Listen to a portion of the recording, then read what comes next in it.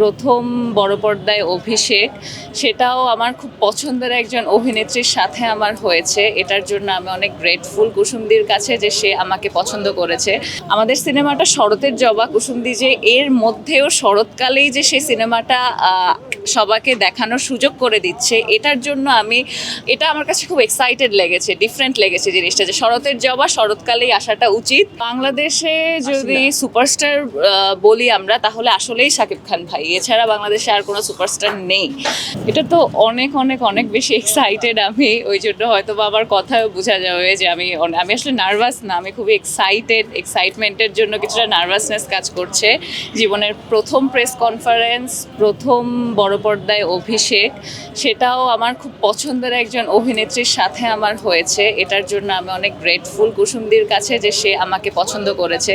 কুসুমদি আমাকে বলেছিল যখন বেলি চরিত্রটা সে ভাবছে বা সে যখন খুঁজছিল, আমি মনে হয় ৭০ বা ৭১ নাম্বার মানুষ যে তার আগেও এতজনকে দেখে ফেলেছে, যাদের অডিশনে নেওয়া হয়েছে, এবং বেলি চরিত্রটা তাদের মধ্যে কুসুমদি পায়নি। কিন্তু আমার ছবি যখন কুসুমদি দেখেছে, দেখার পরেই আমার কোনো অডিশন লাগেনি, কিছু লাগেনি, আমার ছবি দেখেই কুসুমদি নাকি বলেছে যে না, এটাই আমার বেলি, আমার ওকে চাই, ও আমার বেলি।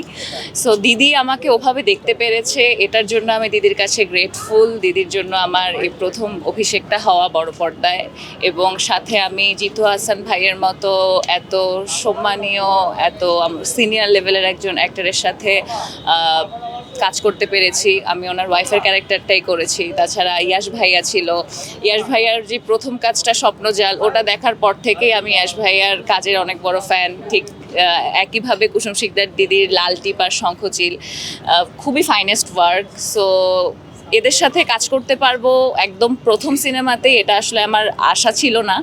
সো সবার কাছে আমি খুবই খুবই খুবই গ্রেটফুল।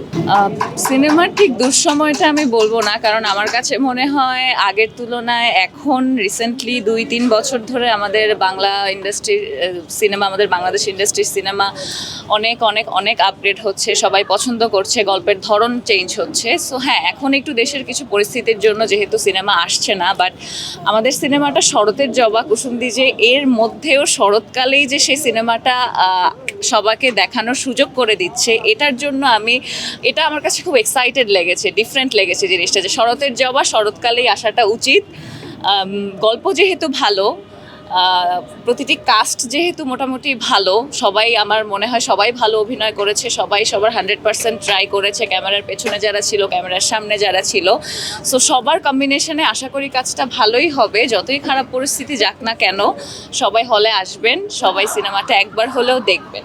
না, আমার ওভাবে কোনো আইডল নেই। আমার দেখা যায় না, আমার 10 জন 12 জন 13 জন অনেকের সিলেক্টেড কিছু মানুষ আছে যাদের সবার কাজই আমার ভালো লাগে, বা দেখা যায় একদম নতুন কেউ হতে পারে যে তার কোনো একটা এক্সপ্রেশন আমার খুব ভালো লাগলো, কোনো একটা সিন ভালো লাগলো, সেখান থেকে অ্যাডাপ্ট করার ট্রাই করি বা দেখার ট্রাই করি। আমি সবসময় আইডলটা আসলেই আমার ওভাবে নেই, থাকলে আমি বলতাম। আমি নিজেকে দিয়েই নিজের আপগ্রেডটা করতে চাই। আমি একটা সিন করে যখন এটা রিলিজ হয়, যখন দেখি, তখন আমার মনে হয় যে না, হয়তোবা আমি এখানে এই এক্সপ্রেশনটা দিলে আরেকটু ঠিক হতো।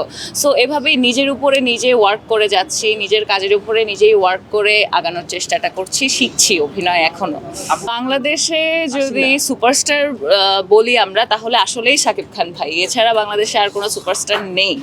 সো ওনার যে চেঞ্জেসটা, আমি নিজেও তো তুফান দেখেছি, তুফানের প্রিমিয়ারের দিনই তুফান দেখেছি। সো তুফানে আমি ওনাকে যেভাবে দেখেছি, তার মানে ওনার মধ্যে ক্যাপাবিলিটিটা আছে, এবং ক্যাপাবিলিটি না থাকলে তো উনি সুপারস্টার হতে পারতো না। হ্যাঁ, আগে ওনাকে অনেকভাবে মিসইউজ করা হয়েছে, এখন যেভাবে ওনাকে প্রেজেন্ট করা হচ্ছে, এবং উনিও ওনার 100% দিচ্ছে, এবং উনি আমার কাছে খুবই সম্মানীয় একজন মানুষ। আমি অবশ্যই চাই যদি ভালো কোনো গল্প আসে আমার কাছে, এবং যদি ওই সুযোগ হয়, আমার মনে হয় না আমি এখনই ওই সুযোগ পাবো, যদি আমাকে গড ওই সুযোগ করে দেয়, অবশ্যই আমি কাজ করতে চাই ওনার সাথে।